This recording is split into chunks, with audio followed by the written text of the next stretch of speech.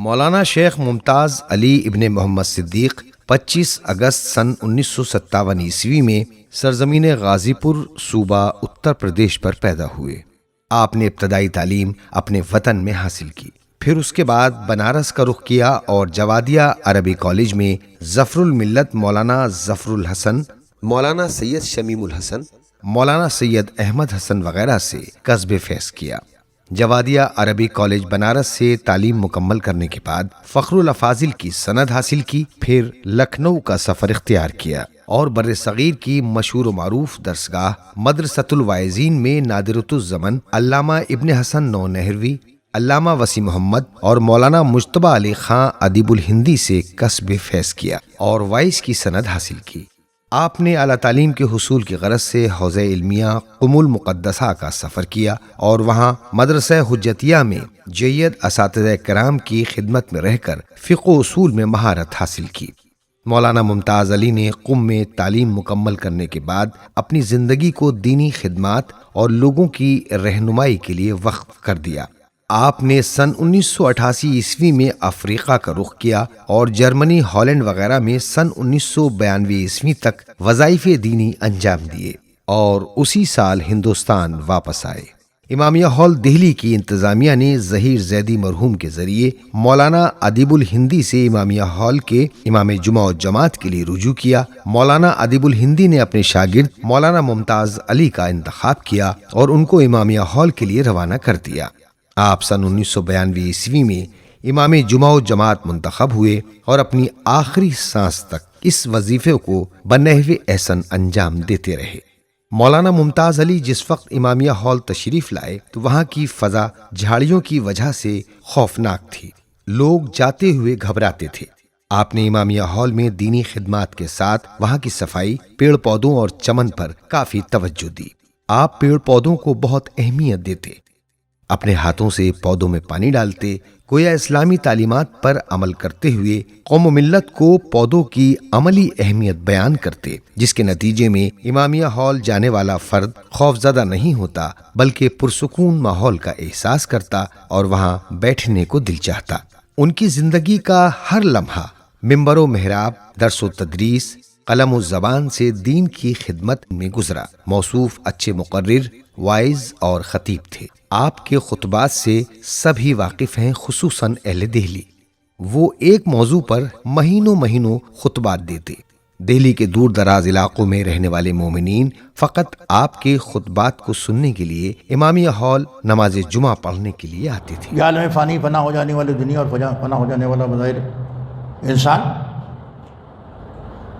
کچھ دنوں کے بعد چلا جائے گا، لیکن جو کچھ کرنا ہے یہیں سے کر کے جائے گا۔ وہ یہاں کام آنے والے بہت ساری چیزیں ہیں، دوست، احباب، محلہ، عزیز، رشتہ دار، گھر والے، بیگانے، اپنے، صحیح غلط لوگ سب مدد کرنے کے لیے تیار ہیں۔ لہٰذا یہاں بھی پرکھ ہونی چاہیے کہ کون صحیح مدد کرنے والا، کون غلط مدد کرنے والا ہے۔ آخرت کے لیے تو پیغمبر ذمہ دار ہیں اور بتا کے گئے ہیں۔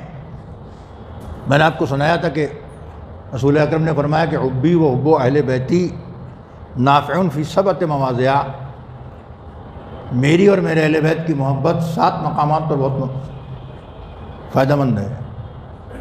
7 مقامات جو بہت ہی ڈینجرس اور خطرناک ہیں: موت کا وقت، قبر، جب اعمال نشر ہوں وہ وقت، جب کتاب ہاتھ میں ملے وہ وقت، حساب جب ہو رہا ہو اس وقت، میزان کے وقت اور صراط کے وقت۔ یہ وہاں کے مرحلے ہیں۔ آپ کے خطبات نے اہل دہلی کو حق و انصاف کے لیے جینا سکھا دیا۔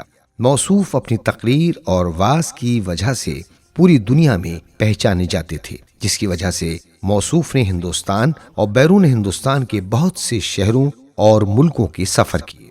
یہ انتظام امامت ہے کہ یہاں سے نکل کے جانے والا جو برا کہہ رہا ہے خالی ان کو برا نہیں کہہ رہا ہے، یہ اسلام کو برا کہہ رہا ہے، علی کو سب کچھ برداشت ہے، اسلام پر اعتراض برداشت نہیں ہے، لہذا انتظام امامت کا نام سلمان ہے۔ آپ اپنی جائے تبلیغ کی طرح علماء کے حلقے کا دل تھے۔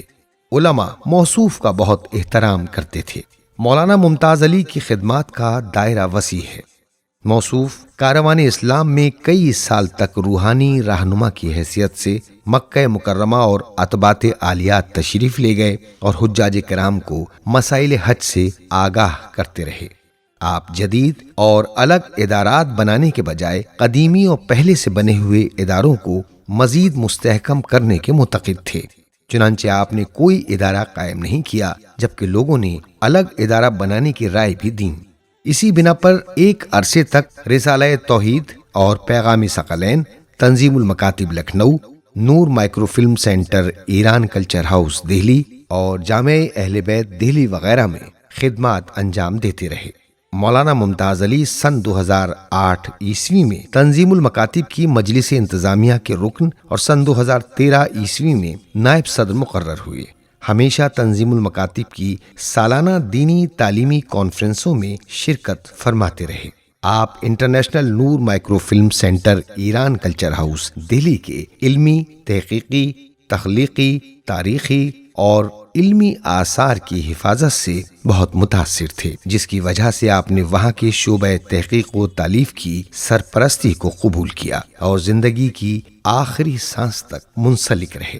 آپ ہمیشہ تاریخ شیعت اور سادات کے شجرات کو محفوظ کرنے میں کوشاں رہتے اور جہاں بھی جاتے ادارے کی علمی اور تحقیقی خدمات کو بیان فرماتے اور لوگوں کو اپنی اپنی تاریخ اور شجرات کو محفوظ کرنے کی تشویق کرتے۔ اپنے شجرے کو یاد رکھنا اور نسلوں کو بتانا ضروری ہے۔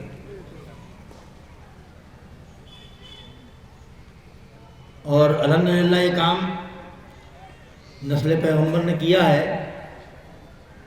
مولانا ہر ہفتے 4 شنبے کو international Noor micro film centre Delhi میں حاضر ہوتے اور اپنے چھوٹوں کی تحقیق و تالیف میں رہنمائی فرماتے تھے۔ کبھی کبھی مذاق میں فرماتے تھے کہ میں ہمیشہ سادات کی تاریخ اور شجروں کو لینے اور محفوظ کرنے کی بات کرتا ہوں، کہیں لوگ یہ نہ سمجھیں کہ میں سید بننا چاہتا ہوں۔ خیر، سادات کی یہ خدمت درگاہ الہی میں قبول ہو جائے تو میرے لیے یہی کافی ہے۔ مولانا ممتاز علی ہمیشہ درس و تدریس کو پسند فرماتے تھے۔ جوادیہ عربی کالج میں طالب علم کے دوران ہی سے تدریس کا آغاز کر دیا تھا اور اپنے نیچے والے درجات کے طلاب کو پڑھاتے رہتے تھے۔ نیز آپ نے مدرسہ ایمانیہ بنارس میں بھی تدریسی فرائض انجام دیے۔ دہلی میں امامیہ ہال کی خدمات کے ساتھ ساتھ خوشنودی خدا کے لیے جامعہ اہل بیت دہلی میں تدریس کے لیے جاتے اور کبھی کوئی اجرت نہیں لیتے، حتیٰ کہ کرایہ اور کھانا بھی مدرسے سے قبول نہیں کیا۔ آپ نے بہت سے شاگردوں کی تربیت کی، جن میں مولانا اطہر عباس کلکتوی، مولانا موسیٰ رضا یوسفی، مولانا غضنفر عباس طوسی، مولانا مرزا عسکری کلکتوی، مولانا معراج مہدی الہ آبادی، مولانا عاظم جوراسی، مولانا ذیشان حیدر رجیٹوی، مولانا فرحت عباس سیوانی، مولانا محمد مہدی پھندیڑوی اور مولانا عادل منظور جونپوری وغیرہ کے نام لیے جا سکتے ہیں۔ موصوف اچھے مدرس، مقرر، واعظ، خطیب اور شاعر ہونے کے ساتھ ساتھ تحقیق و تالیف اور ترجمے سے وابستہ رہے۔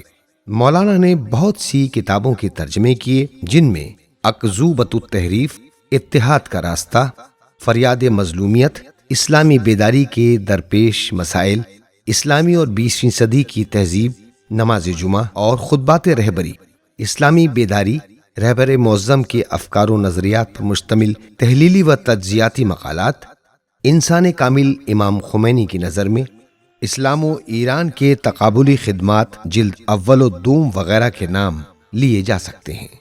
مولانا ممتاز علی حق گوئی، خودداری اور بے باکی میں بے نظیر تھے۔ ہمیشہ خدا پر بھروسہ رکھتے اور کبھی کسی سے کوئی سوال نہیں کیا۔ ہر وقت زبان پر شکر خدا جاری رہا۔ وہ فرماتے تھے، طالب علموں کے رزق کا وعدہ اللہ نے کیا ہے، تو پھر سوچنا کیا ہے۔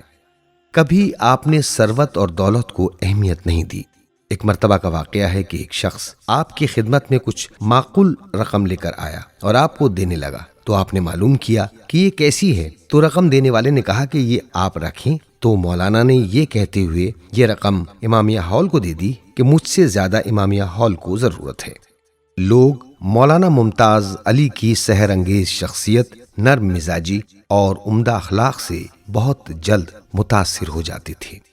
وہ علمی شخصیت ہونے کے ساتھ ساتھ محبت اور ادب کی خوبصورت مثال تھے۔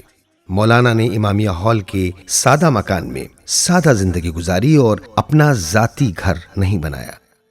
آپ کے پاس نہ دہلی میں ذاتی گھر ہے اور نہ ہی ان کے وطن غازی پور میں۔